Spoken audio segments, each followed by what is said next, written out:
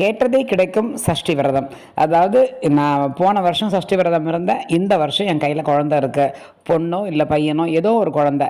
அந்த மாதிரி ரொம்ப சிறப்பான விரதம். அது மட்டும் இல்லாமல் எனக்கு பணம் காசு வேணும் அப்படின்னாலும் சரி, இல்லை எனக்கு உடம்பு முடியலை அப்படின்னாலும் சரி, இல்லை எனக்கு வேறு ஏதாவது பிரச்சனை இருக்குது, எங்கள் ஆத்துக்கார் குழந்தைகளோட சண்டை, எனக்கு ஆத்துக்கு போய் ஒன்று சேரணும், என்ன பிரச்சனையாக இருந்தாலும் அதை உடனே மாற்றி நல்லபடியாக கொடுக்கும் இந்த விரதம் தான் சஷ்டி விரதம்.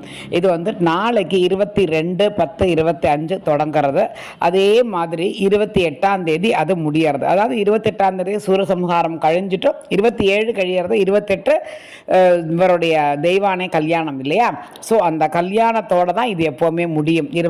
இந்த 7 நாட்கள் நீங்கள் விரதம் இருந்தேள் அப்படின்னாக்க கண்டிப்பான முறையில் நீங்கள் என்ன வேண்டுதலை வச்சிருந்தாலும் அது 100%, 100%, 200% கண்டிப்பாக நடக்கும்.